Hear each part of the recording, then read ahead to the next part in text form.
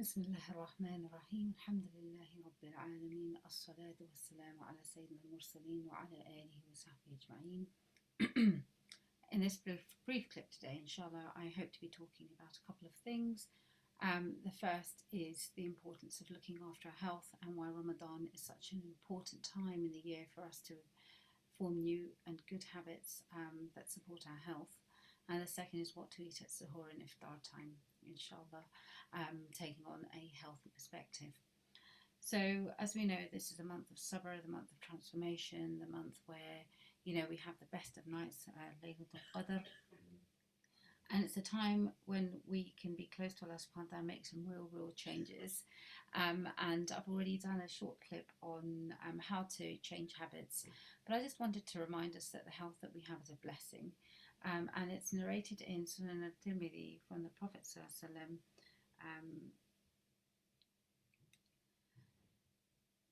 A man asked the Prophet sallallahu alaihi wasallam, "O Messenger of Allah, which people are best?" And he replied, one whose life is long and his deeds are good. And it is narrated from Ali radiallahu anhu that the two greatest blessings are health and iman. The one feeds into the other. So, if we look after our health, it's an amana, our bodies are an amana from Allah subhanahu wa ta'ala. They're a trust, and we are responsible for how we look after that trust.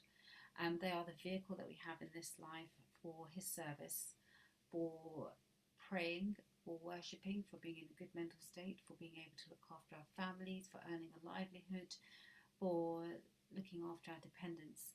And it's a duty upon us to really take care of what He's given us and not to be neglectful in this. Sadly, many of us lead mindless lives full of busyness, sometimes unnecessary business, which we realise in Ramadan. And with that ghafla, and unfortunately that lack of mindfulness applies to how we treat our bodies as well. Lack of sleep, lack of rest, lack of good food. By that I mean healthy, nutritious food, halal and tayyib, not just halal. Comfort eating. We have many vices, plus all the sort of marketing that goes on around us, and eating for leisure and pleasure, which is very different to eating out of gratitude and for the wonderful flavours that we're able to enjoy and the diversity of foods that Allah subhanahu wa ta'ala has provided us with. So with that note, I'm hoping that inshallah through these short clips you'll have some nuggets that will allow you to make some transformations to your health. In this particular talk I will not be addressing gut health, inshallah that's for another clip. But in terms of what you could be eating at suhoor and iftar, so suhoor time, the important thing is hydration. So make sure you have plenty to drink, but you also need some complex carbohydrates to keep you going through the day. So that would be whole grains, things like oats, for example, overnight oats or porridge, or you could make galbina, which is a traditional prophetic dish, sallallahu alaihi wasallam, made out of, it's like a barley porridge, and barley is an ancient grain, and it's been shown to cause less blood sugar fluctuations than some of the modern sort of wheat type grains that we have. So that's very important. You could make a sourdough bread, or have a sourdough bread, which is more nutritious and higher in fibre than the regular bread. You want to get in lots and lots of fibre, so that would be plant-based foods.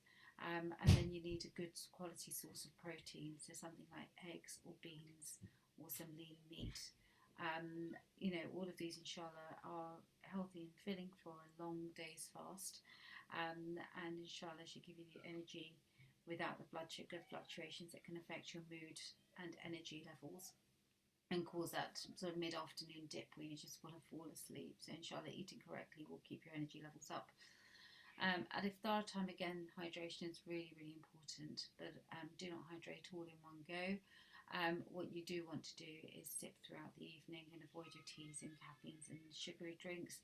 Try and avoid juices and squashes as much as possible. If you do need a sweet drink, perhaps add a squirt of fresh lemon or fresh orange to the water, and make sure that the bulk of the drink is the water. You can also add in some honey to the water, which is one of the sunnahs of the Prophet ﷺ. And one of the things that you could do is to get some raw honey, infuse it with ginger, and allow the fresh ginger chunks to sit in the honey for 2 weeks. The natural bacteria in the honey and on the ginger will not only preserve the ginger, but they will turn the honey into a lovely syrup that you can, that has a lower GI, so lower glycemic index, causing less blood sugar fluctuations and sugar, but giving you all the probiotic, healthy gut benefits, the immune benefits, and the sunnah. And the way that I look at the honey and the ginger is that in Jannah one of the drinks will be zanjabil, which is a ginger-based drink or something similar to ginger, and we also know that there'll be rivers of honey. So you could have a triple concoction. You could have some milk, ideally raw or organic, and add to that some of this honey-infused ginger syrup, and you will have a beautiful heavenly drink, inshallah, full of protein, full of energy, and hydration. So that is something to think about. And then, you could also, of course, make some smoothies, but try not to add any processed sugar to the smoothies. Ideally, I would put in some avocado if you are making a fruit smoothie, just to make sure you've got plenty of healthy fats in there, that it's filling, it's nutritious, and it's not too sweet. And then plenty of whole grains and meats and proteins. Do at iftar time, do make sure that you've got some salt in your diet, simply because you need to hold on to that hydration.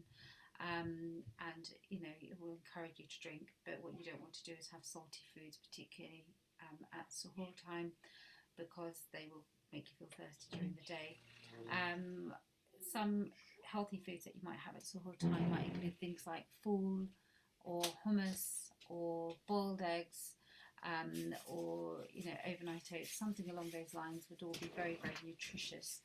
And at iftar time, any of your regular meals, just make sure that there's plenty of hydration, plenty of salads with your meal, and that the meal is not too heavy in fried and fatty foods.